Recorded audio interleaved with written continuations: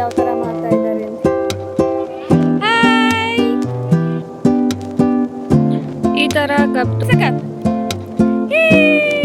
ಸೋಂಬೇರಿ ನಾನು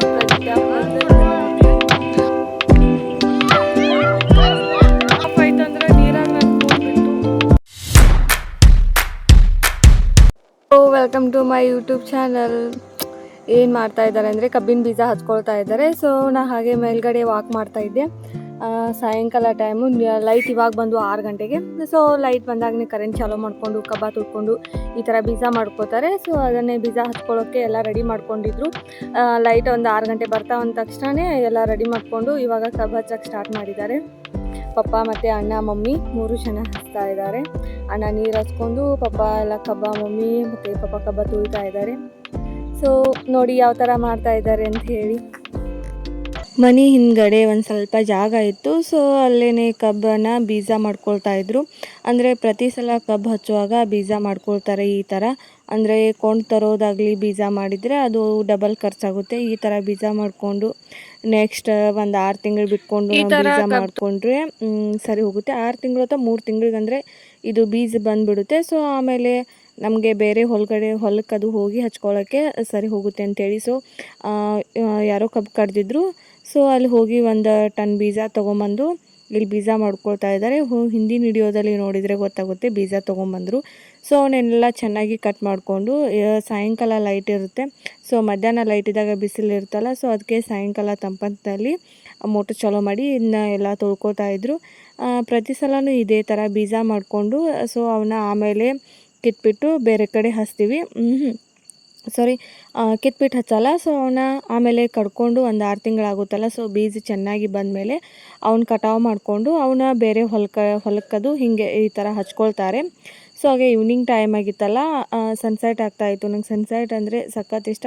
ನಾನು ಪ್ರತಿಯೊಂದು ವಿಡಿಯೋದಲ್ಲಿ ನೋಡಿದರೆ ಗೊತ್ತಾಗುತ್ತೆ ನಿಮಗೆ ನಂಗೆ ಸನ್ಸೆಟ್ ಅಂದರೆ ಎಷ್ಟು ಇಷ್ಟ ಅಂಥೇಳಿ. ಪ್ರತಿಯೊಂದು ವಿಡಿಯೋದಲ್ಲಿ ಸನ್ಸೆಟ್ ಒಂದಾದರೂ ಕ್ಲಿಪ್ ಇದ್ದೇ ಇರುತ್ತೆ. ಸೊ ಹಾಗೆ ಅದನ್ನ ವಿಡಿಯೋ ಮಾಡ್ಕೊಳ್ತಾ ಇದ್ದೆ. ಸಾಯಂಕಾಲ ವಾಕ್ ಮಾಡುವಾಗ ತುಂಬಾ ಚೆನ್ನಾಗಿ ಆರೆಂಜ್ ಕಲರೇ ಕಾಣ್ತಾ ಇತ್ತು ಸೂರ್ಯ. ಸೊ ಅದನ್ನ ವಿಡಿಯೋ ಮಾಡ್ಕೊತಾ ಇದ್ದೆ. ನಮ್ಮ ಚಾರ್ಲಿ ಎಷ್ಟು ಲೇಜಿ ಇದೆ, ಒಂದು ಸ್ವಲ್ಪ ಕರೆದ್ರೂ ತಿರುಗಿ ನೋಡ್ತಾ ಇಲ್ಲ. ಸೊ ಈ ಥರ ಚಾರ್ಲಿ ಅಂದರೆ ಬಾಲ ಅಷ್ಟೇ ಅಳಗಡಿಸ್ತಾ ಇದೆ. ಸೊ ಎದ್ದು ಒಂದು ಸ್ವಲ್ಪ ನೋಡ್ತಾ ಇಲ್ಲ. ಸೊ ಅದಕ್ಕಾಗೇನೆ ಇದು ವಿಡಿಯೋ ಮಾಡ್ಕೊತಾ ಇದೆ. ಪ್ರತಿ ಯಾರು ಕರೆದ್ರೂ ಹೀಗೆ ಮಾಡುತ್ತೆ.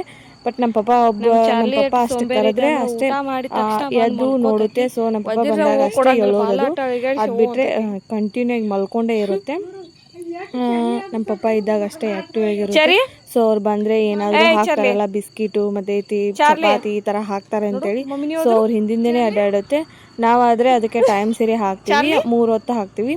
ಸೊ ನಮ್ಮ ಪಪ್ಪ ಆದರೆ ಯಾವಾಗ ಮನೇಲಿ ಇರ್ತಾರಲ್ಲ, ಅದು ಚಾರ್ಲಿ ನೋಡಿದ ತಕ್ಷಣ ಅವ್ರು ಅದಕ್ಕೆ ಯಾವಾಗ ಬೇಕಲ್ಲ ಅವಾಗೆಲ್ಲ ತಿನ್ನಕ್ಕೆ ಹಾಕ್ತಾರೆ. ಸೊ ಅದಕ್ಕೆ ನಮ್ಮ ಪಪ್ಪನ ಕಡೆ ಜಾಸ್ತಿ ಇಷ್ಟ. ಅದಕ್ಕೆ ಹಾಗೆ ಶವರ್ ತುಂಬಾ ದಿನ ಆಗಿತ್ತು, ಅವನು ಕ್ಲೀನ್ ಮಾಡಿದ್ದಿಲ್ಲ. ಒಂದು ಸ್ವಲ್ಪ ಎಲ್ಲ ಅದರೊಳಗೆಲ್ಲ ಡಸ್ಟ್ ಕುತ್ಕೊಂಡು ಎಲ್ಲ ಗಲೀಜಾಗಿಬಿಟ್ಟಿತ್ತು. ಅಂದರೆ ನೀರು ಸರಿಯಾಗಿ ಫ್ಲೋ ಆಗ್ತಾ ಇದ್ದಿಲ್ಲ. ಸೊ ಅದಕ್ಕಾಗಿ ನನ್ನ ಕ್ಲೀನ್ ಮಾಡ್ಬೇಕಂತೇಳಿ ಆ್ಯಸಿಡ್ ಹಾಕಿ ಕ್ಲೀನ್ ಮಾಡ್ತಾಯಿದ್ದೀವಿ ನಮ್ಮ ಅಣ್ಣ ಇಲ್ಲಿ. ಸೊ ಅದನ್ನೆಲ್ಲ ಕ್ಲೀನ್ ಮಾಡ್ಕೊಳ್ತಾ ಇದ್ರು. ನಮ್ಮ ಚಾರ್ಲಿಗೆ ಈ ಥರ ಮೈ ಉಜ್ಜೋದಂದರೆ ಸಖತ್ ಇಷ್ಟ.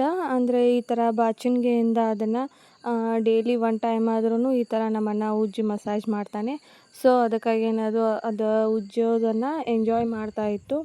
ಸೊ ಇಲ್ಲೇ ಮನೆ ಹತ್ರನ ಕಟ್ಟಿರ್ತೀವಲ್ಲ, ಸೊ ಅಲ್ಲಿ ಉಜ್ಜ್ತಾ ಇದ್ದ. ನಮ್ಮಮ್ಮ ಬಂದು ಬೇದರು, ಇಲ್ಲೆಲ್ಲ ಉಜ್ಜಬೇಡ ಅಂದರೆ ಕೂದಲೆಲ್ಲ ಉದುರ್ತಾವಲ್ಲ. ಸೊ ಅದಕ್ಕೆ ಹೋಗಿ ಮತ್ತು ದೂರ ಕಡೆ ಎಲ್ಲರೂ ಹೋಗಿ ಉಜ್ಜು ಅಂಥೇಳಿ ಹೇಳ್ತಾ ಇದ್ದ.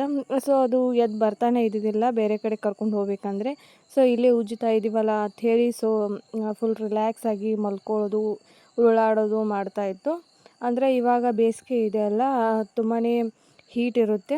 ಸೊ ಈ ಟೈಮ್ದಲ್ಲಿ ಎಲ್ಲಿ ತಂಪಿರುತ್ತೆ ಸೊ ಅಲ್ಲಿ ಹೋಗಿ ಮಲ್ಕೊಳ್ಳೋದು. ಹೊಲದಲ್ಲಿರೋ ನಾಯಿ ಅಂದರೆ ಹೊಲದಲ್ಲಿ ಸಾಕಿರೋದಂದರೆ ಕೇಳ್ತೀರಾ, ಅಂದರೆ ಎಲ್ಲರೂ ನೀರು ಹಾಸಿದ್ದು ಇದು ಏನಾರು ಇರ್ತದಲ್ಲ.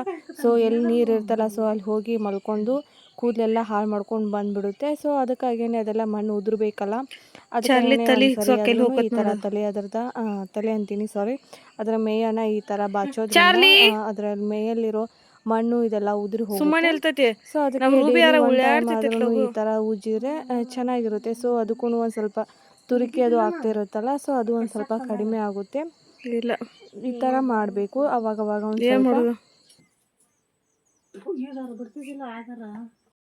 ಸಾಯಂಕಾಲ ಆಗಿತ್ತು. ಸೊ ನಮ್ಮಮ್ಮ ಎಲ್ಲ ಹಾಲು ಹಿಂಡ್ಕೊಳ್ತಾ ಇದ್ರು. ಸೊ ಈ ಗುಬ್ಬಿ ಬಂದುಬಿಟ್ಟು ಪ್ರತಿ ಸಲ ನಾಯಿ ಬುಟ್ಟಿಲಿರೋದನ್ನೇ ಈ ಗುಬ್ಬಿಗಳು ಬಂದು ತಿಂತಾವೆ. ಉಳಿದಿರೋ ಅನ್ನ ಚಪಾತಿ ಇದನ್ನೆಲ್ಲ. ಸೊ ಬಾಳೆ ಗಿಡ ಗೊನೆ ಬಿಟ್ಟಿತ್ತು. ಹಾಗೆ ಇನ್ನೊಂದು ವಾರದಲ್ಲಿ ಅದು ಬಂದುಬಿಡುತ್ತೆ. ಸೊ ಅದಕ್ಕಾಗಿ ಹಾಗೆ ಹೋಗಿ ನೋಡ್ಕೊಂಬಂದುಬಿಟ್ಟೆ. ಮತ್ತು ಗುಡ್ಲಾಪುರಕ್ಕೆ ಹೋಗಿದೆ. ಈಗ 7 ಮಂತ್ ಸ್ಟಾರ್ಟ್ ಆಗಿದ್ದಲ್ಲ. ಸೊ ಉಡೇಕೆ ಹಾಕೊಂಡು ಮತ್ತೆ ವಾಪಸ್ ಬರಬೇಕು ಊರಿಗೆ ಅಂತೇಳಿ. ಸೊ ಊರಿಗೆ ಹೋಗಿದ್ದೆ. ಪ್ರದೀಪ ತುಂಬಾ ಕಾಡ್ತಾ ಇದ್ದ. ಅವನಿಗೆ ಕ್ರಿಕೆಟ್ ಅಂದರೆ ಸಖತ್ ಇಷ್ಟ. ಅವ್ನು ಕರ್ಕೊಂಡು ಕ್ರಿಕೆಟ್ ನೋಡೋಕೆ ಹೋಗಿದ್ದೆ. ಇಲ್ಲಿ ಹೊಲದಲ್ಲಿ ಕ್ರಿಕೆಟ್ ಆಡ್ತಾ ಇದ್ದಾರೆ. ನಾನು ಪ್ರದಿತ್ಯ ನೋಡೋಕೆ ಬಂದಿದ್ವಿ. ಪ್ರದಿತ್ಯ ಕರ್ಕೊಂಬಂದಿದ್ದಾನೆ. ಕ್ರಿಕೆಟ್ ಅಂದರೆ ಸಖತ್. ಅವರ ಶ್ರೀಧರ್ ಮಾಮ ಸಣ್ಣ ಮಾಮ ಒಂದು ಕ್ರಿಕೆಟ್ ಆಡ್ತಾ ಇದ್ದ. ಸೊ ಅದಕ್ಕಾಗಿ ಅಲ್ಲಿ ಮೂಲೆಯಲ್ಲಿ ನಿಂತ್ಕೊಂಡು ನೋಡ್ತಾ ಇದ್ದ. ಸೊ ಒಂದು ಹಾದಿ ಕಡೆ. ಸೊ ಹೋಗೋಣ ಬಾ ಅಂಥೇಳಿ ಒಂದು ಸ್ವಲ್ಪ ಕರೆದಿದ್ದಕ್ಕೆ ಸಾಕು. ಸೊ ನಾನು ಕರ್ಕೊಂಡೋಗಿ ಅಲ್ಲೇ ಕೂತ್ಕೊಂಡ್ಬಿಟ್ಟ. ಮನೆಗೆ ಹೋಗೋಣ ಅಂದ್ರೂ ಬರ್ತಾ ಇದ್ದಿಲ್ಲ ಅವ್ರು ಕ್ರಿಕೆಟ್ ಮುಗಿಯೋ ತನಕ. ಸೊ ಅವರ ಕ್ರಿಕೆಟ್ ಮುಗಿಯೋ ತನಕ ಕೂತು ಅಲ್ಲೇ ನೋಡಿಕೊಂಡು ಆಮೇಲೆ ಮನೆಗೆ ಬಂದುಬಿಟ್ವಿ.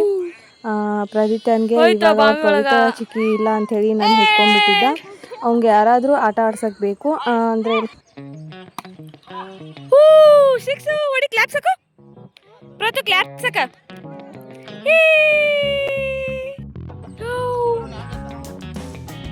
ನಾನು ಪ್ರದಿತ್ಯ ಹೊಲದಲ್ಲಿ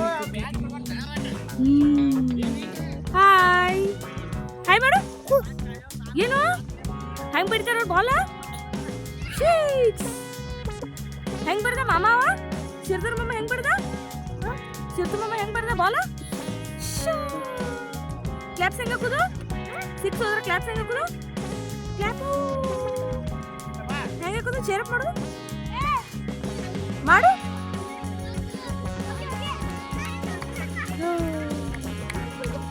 ಮಾಮ ಹಾಕತ್ತ ಕ್ಲಾಪ್ಸ್ ಹಾಕತ್ತ ಹಾಕು.